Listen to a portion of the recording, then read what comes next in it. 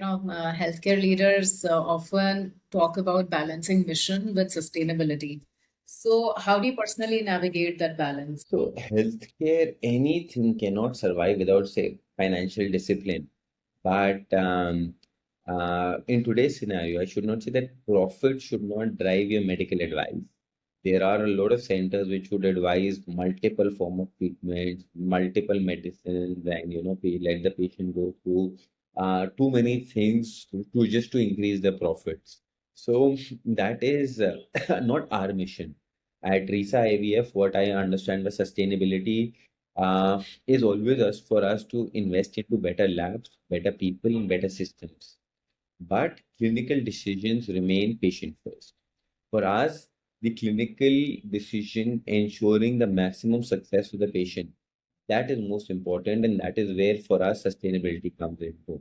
It should not be that profit is driving us rather than the clinical outcome. So if we have great clinical outcomes, then profits will eventually come. And we don't focus on the profit, but we focus on the ethical and clear treatment plans for each and every patient. There is another form of sustainability. Every organization has been really investing in it which is the environmental sustainability as well. Do you think when it comes to fertility care, how is that, how's the relationship with that kind of a sustainability like? Companies or factories have to go through. But I think we are somehow safe from that because IVF centers are generally small, 3,000, 4,000 square feet, and they fit into floors of a building.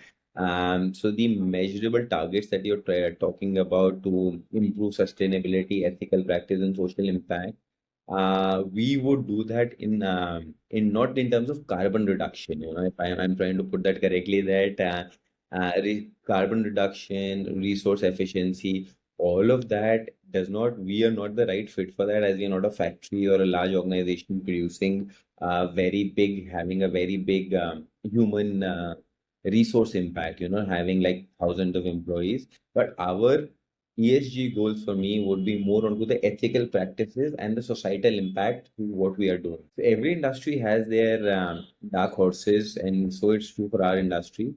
For me, the sustainability goals would be to keep maintaining ethical practices rather than going into these negative practices that a lot of IVF centers have started doing.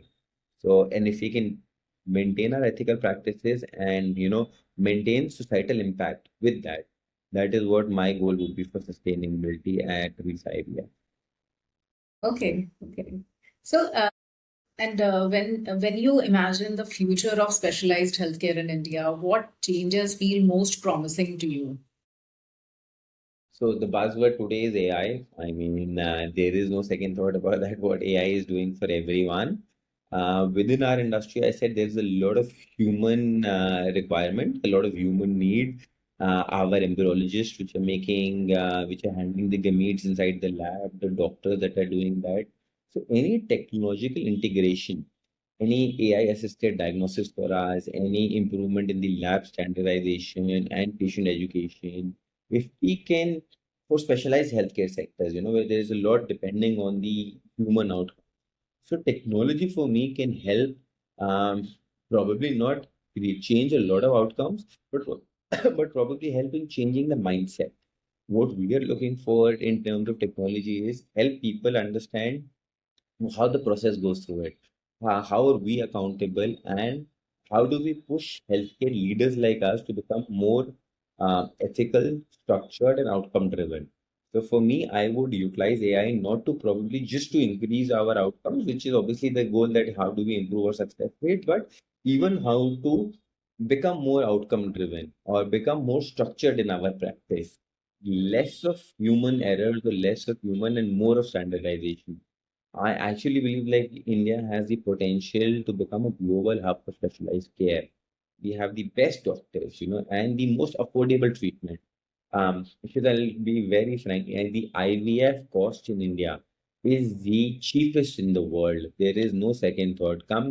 We are getting patients from Africa, Middle East, any of the Asian countries, like Korea, Thailand. So across the border, and even with our peers, say Nepal, Bangladesh, Sri Lanka, which is the Indian subcontinent, or say the Southeast Asian subcontinent, we are the cheapest. So, and we are cheap because there is a lot of manpower available, skilled manpower that is great in their job, the equipments, the consumables, the other paraphernalia that's required to set up is the most affordable over here. So, when we have all of that, why wouldn't we be why shouldn't we become a global hub for specialized care? So I believe for IVF, for dental, for hair transplants, for cancer treatment, for ortho, neuro, cardio, for anything, India is poised to become a global hub. With each advancing infrastructure and with each advancing specialized care. So there is a lot of scope, and I believe that we are not going to be left behind. A lot of times we see this this scenario wherein a lot of patients even from US and Canada, they come to India for not just fertility but also for so many other treatments, because it is more readily available here. When it comes to the lives of their loved ones, cost comes often later. Obviously it is a big it can be a big hindrance for so many, but at times doctors also ask you to go to India to to get the treatment done. I'm just a little more intrigued about AI aspect that you had mentioned. So how do you feel while technological advancements, AI is at the helm of affairs when it comes to tech advancements. But do you feel, especially in fertility care, can AI help in any way?